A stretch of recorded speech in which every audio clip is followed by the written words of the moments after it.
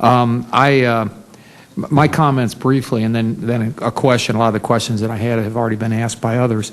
But my observation would be the Bureau of Land Management obviously should use every effort to make sure that the proper balance is being met between protecting the environment so small businesses such as the folks that are here today are able to make a living and to be able to utilize the land and the natural resources we have and the wildlife appropriately, and at the same time that we're able to go after natural gas and oil, the energy to run this country.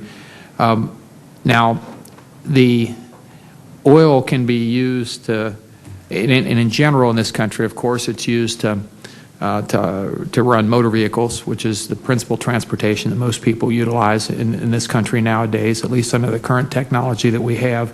Can also be used in power plants, as coal can be, and natural gas and others. But we made it, this country about 2 decades ago was the last time we actually utilized one source of powering this country that other countries utilize, and that's nuclear. France, for example, the last figure that I believe I saw was about 75% of the power generation over there is nuclear. We haven't built a nuclear power plant in 20 years here, so that's something we have some out there that are still in operation, and for the most part very safely being operated, but we haven't built one in 20 years. And I'd be interested to knowing what we do now and knowing that our resources, especially in the area of oil, both in this country and the world, are being depleted. Do you think that in the future that should be an alternative that ought to be considered to power this country so we don't have to be so reliant upon oil? And I see you nodding, so I'll begin with you, sir. Congressman, I'm a firm believer that we have to start looking for other energy sources. Overall, nuclear has been fairly safe. The problems we've had haven't been in the United States to speak of. I mean, there was a couple isolated incidents, but not really any real problem. We're going to run out of fossil fuels. I mean, it's inevitable, the pace we're going right now. And I look around at what kind of impacts that development is going to leave. What is going to be in the wake of all this development throughout the western states? An area that does not recover fast from impacts on the landscape. So yes, I'm a firm believer in any type of alternative energy, whether it be solar, wind, or nuclear. Okay, thank you. If I could comment on that, I have a slightly different perspective, because in my area, while we don't have oil and gas near where I live, we do have uranium, and there is also uranium on several of the rivers that I operate on. One of the rivers, the Dolores, was actually where the uranium came from that the bombs that were dropped on Nagasaki and Hiroshima came from. And there's tremendous uranium resources there. But you have the same kind of problems, because the current way of developing uranium is to actually drill and then impregnate the ground with a solution, and then to bring in a slurry back out that same mineral that creates the uranium. And you have the same kind of problems that you have with oil and gas development, in that to do that they have to fracture or frack the soil. And then when they do that, they run the risk that those fractures, instead of going out horizontally, may sometimes go up vertically, and then they contaminate the groundwater that people utilize for either their drinking water or their stock. So we have issues with uranium mining as well, because it's not the old sort of go drill a hole into the ground and pull out the yellow cake that we once utilized. Now it's mostly a drilling process. Okay. So would it be safe to say then, really, in essence, that no source of power energy in the future or now is risk-free?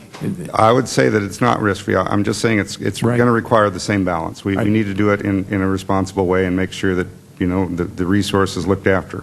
Right. Even wind, for example. We've now, you have people that will talk about the number of birds that end up being killed as a result of that, and some people don't like to have them where they can see them. Like up in, I believe, in Massachusetts, off the coast up there are some folks that have objected to that. But Well, again, I think if you can work with your divisions of wildlife and figure out where the main nesting areas and the areas for these birds to be and avoid those kind of areas, and again, that's what we've asked for in the oil and gas areas, is that these folks consult with the divisions of wildlife and look for where the main winter ranges are, where the migration routes are, where the calving and lambing areas are, and sort of try to avoid those areas or stay out of those areas in those critical times, and then that makes a tremendous impact on how the wildlife sustains itself. okay, and back to the nuclear, Mr. Velasquez, and then Mr. Moyer, if you had a comment that you'd like to make. If you think about 3 Mile Island, you think about Chernobyl, there's truly no safe form of fuel or energy available to us. There's always going to be cause and effect and risk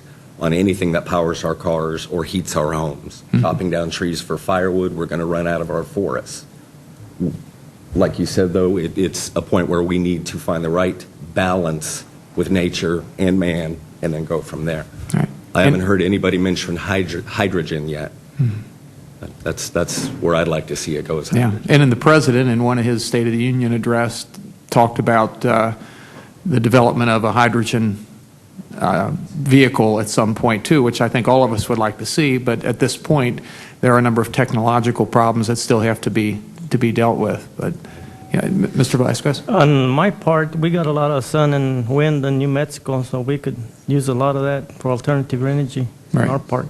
Right. So some areas of the country, obviously, solar is more realistic than others, and wind as well. But I agree with you completely, and I think that's the point, that at this point in time, we have to look at what's realistic and reasonable and what the cost is and the safety issues that are involved, and hopefully make the right decisions. And that's one of the purposes of this hearing, is to make sure that we're considering that. And I think this panel has been very helpful in giving us useful information. So thank you for that. I yield back.